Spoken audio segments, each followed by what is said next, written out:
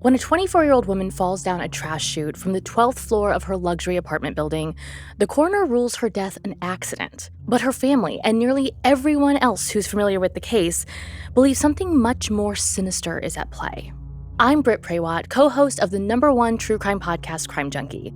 And the story I have for you today is one of the strangest cases we have ever come across: the mysterious death of Phoebe Handsjuk.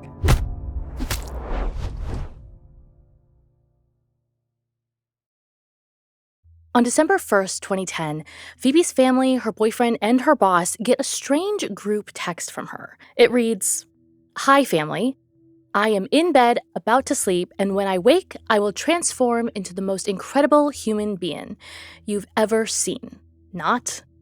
I will go to the hospital. It's safer there, and I hear the special tonight is tomato soup. Delicious, nutritious. I love you all very much, but not enough to send an individual text. Sorry about that, but time is sleep and I must be on my way. Merrily, merrily, merrily, life is but a dream. XO." Now, even if you know nothing about Phoebe, this text is bizarre, alarming even.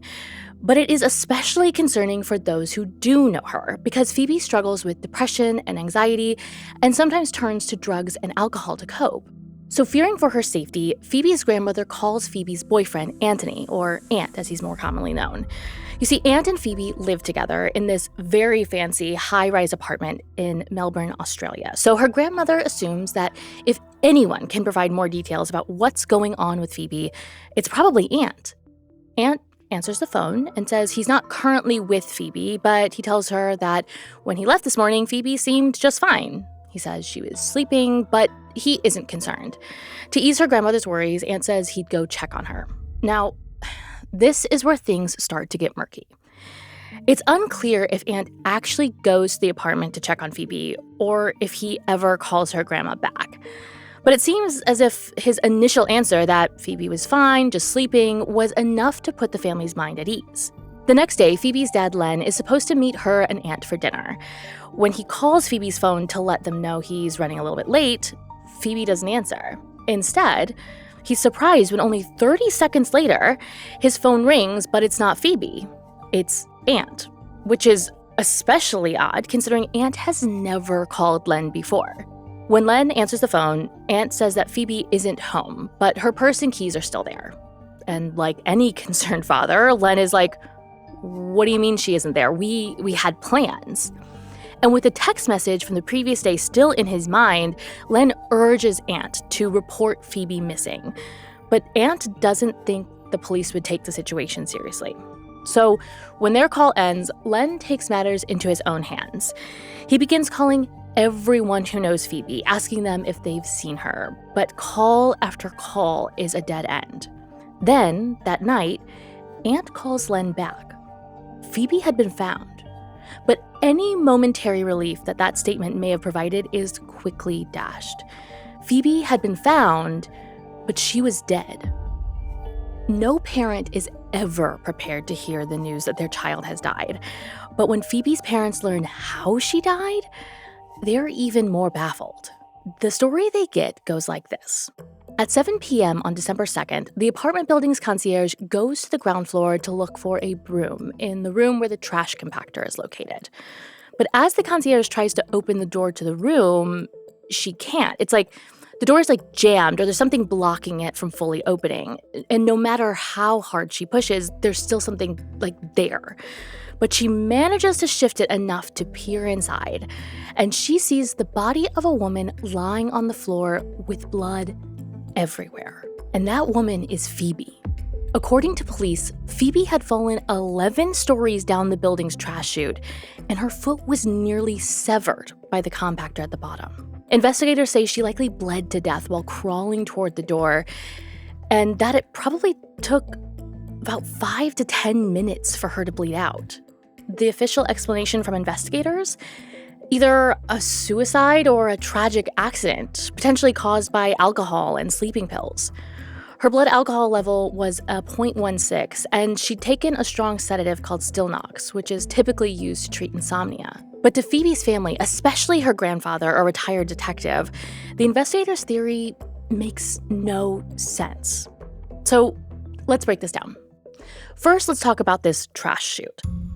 Now, this trash chute isn't a big open hole in the floor or wall like you would envision like a laundry chute to be. It's a small steel hatch, just about 11.8 inches tall by 21.5 inches wide, and more than 3 feet off the ground.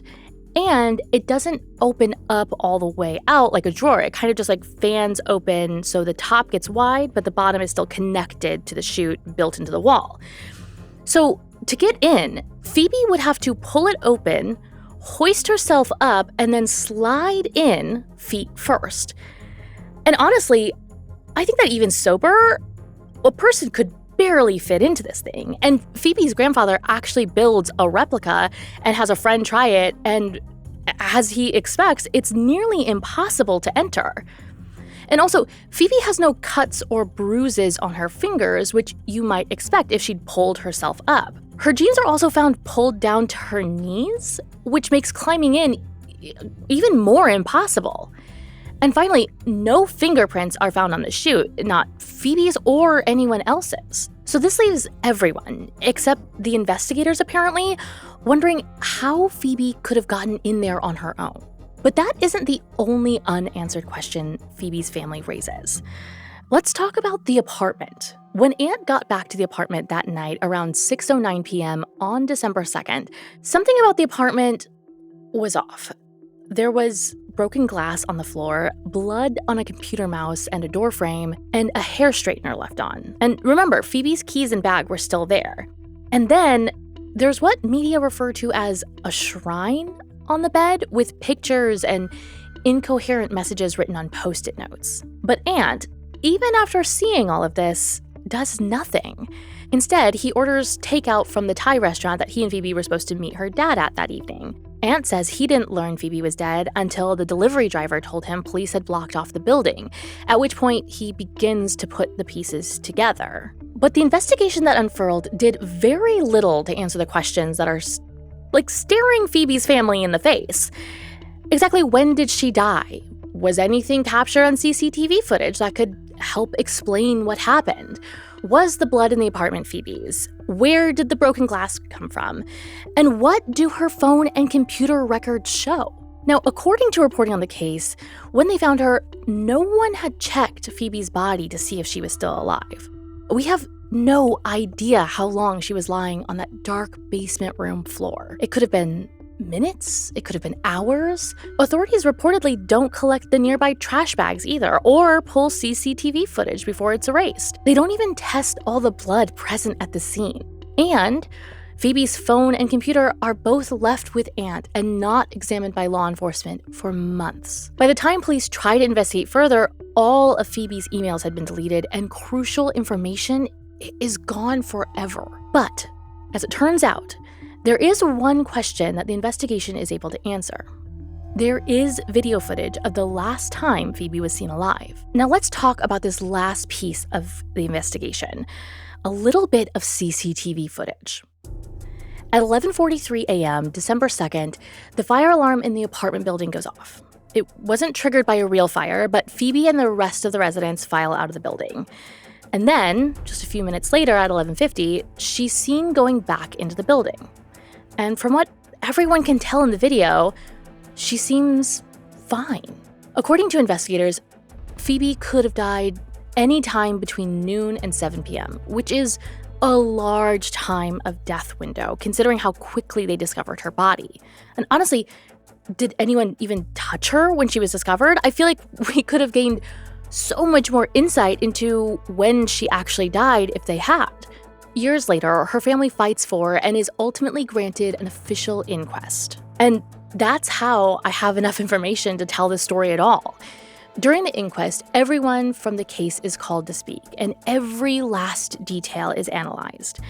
As part of the inquest, they appoint counsel to serve as a second set of eyes and ears on the case, ensuring everyone hears and sees the same thing. And at the end of the inquest, counsel provides a formal recommendation to the coroner. So you're probably asking, what's the counsel's recommendation? As it turns out, she recommends the coroner rule Phoebe's death undetermined. But in the end, the coroner overrules her recommendation, maintaining that Phoebe's death was an accident.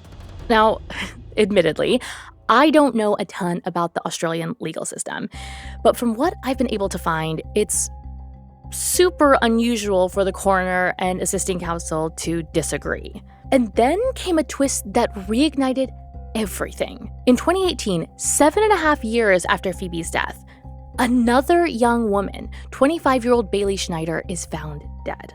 And guess who Bailee was dating at the time? You guessed it, Ant.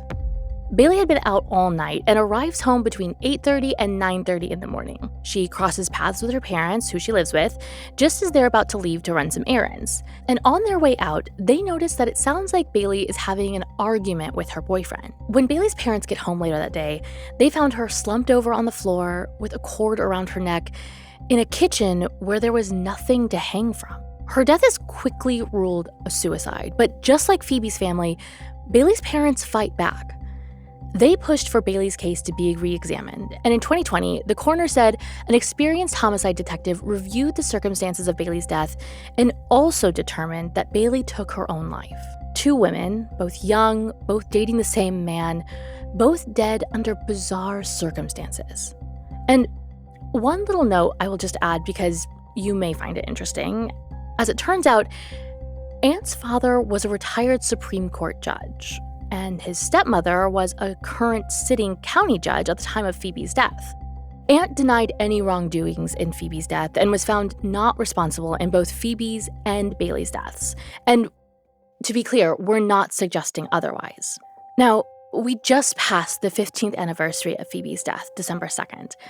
And to this day, Phoebe's death still is officially an accident. But with missing evidence, impossible physics, and unanswered questions, it's hard for many to believe that's the full story. Maybe one day, her family will get the answers that they've fought so hard for. But for now, all we have are questions.